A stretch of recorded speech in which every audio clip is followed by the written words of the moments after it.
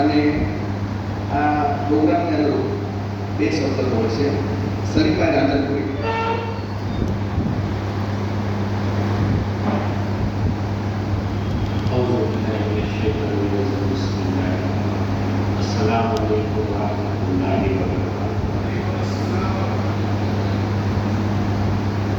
સૌપ્રથમ તો માનવ charitable trust જેના બંધારણ વિશે એ માહિતી વિશે અલગ અલગ દીકરીઓ અને દીકરાઓને બોલવાનો મોકો આપ્યો અને આ સ્ટેજ ઉપર ભેગા કર્યા એ માટે હું અમને ખૂબ ખૂબ અભિનંદન આપું છું. કેમ કે આવો પ્રોગ્રામ જનરલી થતો હોતો નથી.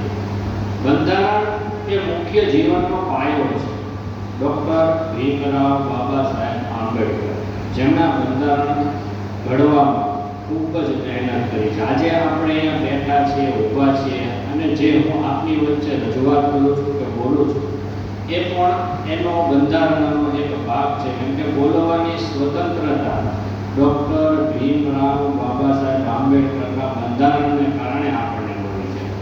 આપણે હરેક પગલે કાયદામાં, જીવનમાં, શિક્ષણમાં, છૂત અછૂતમાં, જાતિ જ્ઞાતિ દરેક વિષયમાં બંધારણ ખૂબ અને ખૂબ જ જરૂરી છે. બંધારણ વિશે જાણીએ તો આપણે શું કરવું. અલગ અલગ શ્રોતાઓએ મારી પહેલાં અલગ અલગ જે દીકરા દીકરીઓ છે એ વક્તવ્ય આપ્યું એ ખૂબ જ જરૂરી અને સમજવા જેવું છે. જાણશું તો કરશું અને જાણેલું હશે તો આપણે આપણા હક માટે લડશું. હક માટે લડવું એ જરૂરી છે. બોલતો માણસ અને હક જાણતો માણસ જો બોલે તો એનો હક સચ્ચાઈ ઉપર ચાલે તો ઇન્શાઅલ્લાહ અલ્લાહનો હુકમ મળે જ છે. જે વ્યક્તિ ચૂપ થઈ જાય જાણતો હોવા છતાંય, આ સમાજમાં અત્યારની પરિસ્થિતિ એવી છે કે ઘણા માણસો બધું જાણતા હોય છે પણ એ બોલતા નથી. શું લેવા નથી બોલતા એની અંગત સમજ છે. પણ બોલો તો તમને એ બોલવા પાછળનું પરિણામ ચોક્કસ મળશે. કાયદો છે એ કાયદો અરબિક શબ્દ છે જે અરબી ભાષામાંથી લેવામાં આવ્યો છે અને મુખ્ય એનો જે ઉચ્ચાર થાય એ નિયમ અને કાનૂન. હવે જે નિયમ અને કાનૂન બનાવવામાં આવ્યા છે ને એ ખરેખર ઇસ્લામના દાયરામાં બનાવેલા છે. એ કુરાન અને હદીસની રોશનીમાંથી લઈ અને બંધારણ ઘડવામાં આવ્યું છે. અને જે મુખ્ય શબ્દ કાયદો તમને એવું નથી કે કોર્ટમાં કોઈ કેસ કરે, કોઈ તમને મારે, કોઈ તમને નુકસાન કરે તો જ તમારે કાયદાની જરૂર પડે. તમારા મૌલિક અધિકારો માટે પણ કાયદો ખૂબ જ જરૂરી છે. જો જાણો તો તમે એની માટે તમારી માટે કંઈ પણ વસ્તુ કરી શકો. જ્યાં સુધી આપણે આપણા ઘરમાં પણ મારે આ જમવું છે કે મારે આ જોઈતું છે એવું આપણે આપણા ઘરમાં ન કહીએ ત્યાં સુધી દરેક વસ્તુની ખબર પડતી હોતી નથી. એટલે આપણે માગતા શીખવો, આપણો હક માગવાનો છે. આપણે કોઈનો છીનવાનો નથી કે લૂંટવાનો નથી કે ઝૂંટવાનો નથી, બળજબરી નથી કરવાની. પણ જે વસ્તુ બંધારણથી, જેમ બધાએ આર્ટિકલ અનુચ્છેદની જે કોઈ બી બંધારણની કલમોની વાતચીત કરી એ સાચી અને ખૂબ જ સરળ છે. જો તમે એને સમજશો તો એ તમને ખૂબ જ ઉપયોગી થશે. વધારે સમય લેતો નથી અને વધારે નથી કહેતો, પણ જે વસ્તુ આજના પ્રોગ્રામમાં કરવામાં આવી છે ખૂબ જ સરાહનીય કામગીરી છે. સ્ટેજ ઉપર બેઠેલા તમામ મહેમાનોનું હું દિલથી માનવ સેવા ચેરિટેબલ ટ્રસ્ટ વતી સ્વાગત કરું છું. મને અહીંયા બોલાવી અને સ્ટેજ ઉપર બેસાડ્યો એ માટે પણ એમનો ખૂબ ખૂબ આભાર. અને ભવિષ્યમાં આપણે બધા સાથે મળી અને બંધારણ વિશે અને આવા જે કાંઈ બી આપણા લાભો મળતા હોય લાભો માટે આવા પ્રોગ્રામ કરતા રહીએ એવી શુભેચ્છા. અસ્સલામુ અલૈકુમ વરહમતુલ્લાહિ વબરકાતુહુ. ખૂબ આભાર પ્રમુખ સાહેબ. હવે હું હાજી અલિયારભાઈ પઠાણને વિનંતી કરીશ. તેઓ આ પ્રોગ્રામને અનુરૂપ બે શબ્દો પોતાની આગવી શૈલીમાં આપણને કહેશે. અલિયારભાઈ પઠાણ.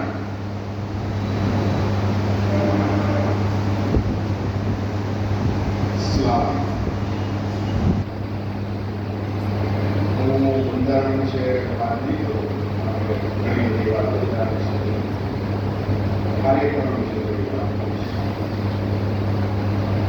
લગભગ મેં સમાજ સમાજના કાર્યક્રમો જોયા એમાં ખાસ કરીને હું જોઉં કે દીકરીઓ ચડિયાતી હોય છે. આજે પણ આ જ દશા છે. આના ઉપર સમાજે ફોકસ કરવાની જરૂર છે. તો દીકરા શું કરશે? પૈસા કમાવા છે, એની પાછળ રહેવું છે. આ બાબતનું હું પણ સ્વીકારશું.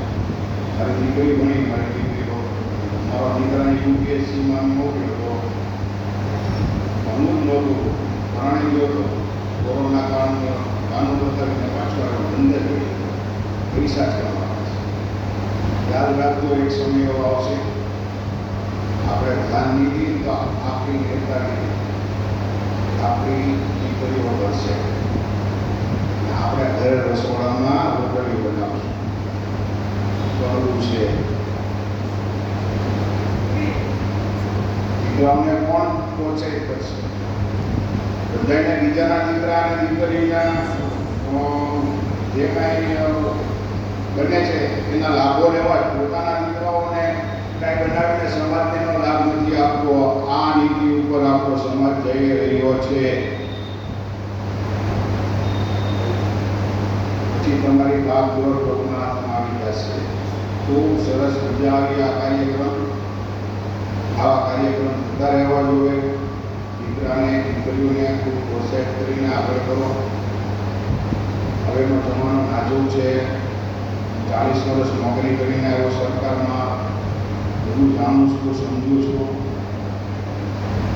બેઠા બેઠા કાંઈ નથી થતું. આ લોકોને ધન્યવાદ આપું. એ લોકોએ આવા પ્રોગ્રામ કર્યા, ઈચ્છાઓને પ્રોત્સાહિત કર્યા. કરતા રહો. ઉલેમાઓ પણ બેઠા છે. આથી વિશેષ બીજી વાત કરું કે સમાજમાં અવારનવાર અખલાક શીખવાડવા ઉપર પણ આવા કાર્યક્રમો થવા જોઈએ. જે આપણા સમાજમાં નહીવત ટકાવારી છે, અખલાક છે, જેના કારણે દુનિયામાં આજે આપણી કોમ ઉત્તાન છે. માફ કરજો, કળવો છું, ગમતો નથી ઘણાને. આવા મોટા જ્યારે મળે છે ત્યારે હું મારી અલગથી જ વાત કરું છું. ધન્યવાદ આ પ્રોગ્રામ કરવાને. પહેલાં તમને જાહેર ખેર આપે. Thank you, Jalkabai, for the appreciative speech. આ પ્રોગ્રામનો આઈડિયા મોલાના જહુરભાઈ છે, જેને મારા કોલેજ પ્રમાણે જાન્યુઆરી એન્ડમાં આવ્યું.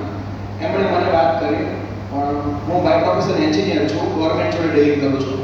માર્ચ એન્ડિંગ મારા માટે થોડો ટફ એટલે જહુરભાઈને કીધું તમે લોકો કેરી ઓન રાખો, હું જોડાઈ નહીં શકું. જાન્યુઆરી એન્ડથી આ કામ ચાલુ હતું. એમાં જહુરભાઈ જે છે જેને કહેવાય કે most active member of this program, ત્યાંથી શરૂ કરીને ટીલ ટુડે આઈ થિંક 7 મહિના થયા.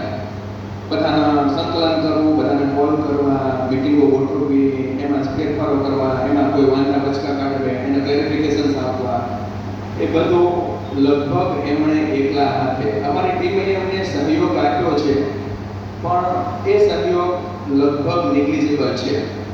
તો એમના માટે જહુરભાઈને બિરદાવવા જોઈએ આપણે. અને જહુરભાઈ કાબિલ તારીફ છે આ કામ માટે. આ પ્રોગ્રામ, આવો પ્રોગ્રામ મારા નોલેજ પ્રમાણે ગુજરાતભરમાં લઘુમતી સમાજમાં પહેલી વાર થયો છે. પ્રોગ્રામનું મુખ્ય મોટિવ સમાજમાં, યુવાધનમાં, આગેવાનોમાં, ઉલમાએ કિરામમાં, બધામાં બંધારણ, સંવિધાન, કોન્સ્ટિટ્યુટ વિશે જાગૃતિ લાવવી. It is the main motive of this program. અને ઘણા ખરા અંશે અમે આમાં સફળ થયા છીએ. થોડો અઘરો સબ્જેક્ટ છે, અઘરો વિષય છે, એટલે અમારી એક્સપેક્ટેશન કરતાં થોડું અમને ઓછું રિઝલ્ટ મળ્યું છે. પણ જે મહાનુભાવોએ હાજરી આપી, એ લોકોની હાજરી અને આ રીતના એપ્રિશિએટિવ શબ્દો જે છે, જે અમારા કામગીરી બિરદાવી છે શબ્દોથી, તો એ અમારા માટે વેલ્યુએબલ ફ્યુઅલ મૂવ છે. આવી મૂવ અમને મળતી રહે તો અમે આગળ ઉપર પણ આવા અલગ જ પ્રકારના બોલ્ડ સબ્જેક્ટ ઉપર આવી નાની કોમ્પિટિશન લાવતા રહીશું ઇન્શાઅલ્લાહ. હવે આઈ થિંક રિઝલ્ટ લગભગ આપણું તૈયાર થઈ ગયું છે. તો હું જ્યુરી મેમ્બર પૈકી પ્રોફેસર રઈસભાઈ કાચીને વિનંતી અને આપણા જે વિનર છે એના નામ એ જાહેર કરશે. રઈસભાઈ કાજુ.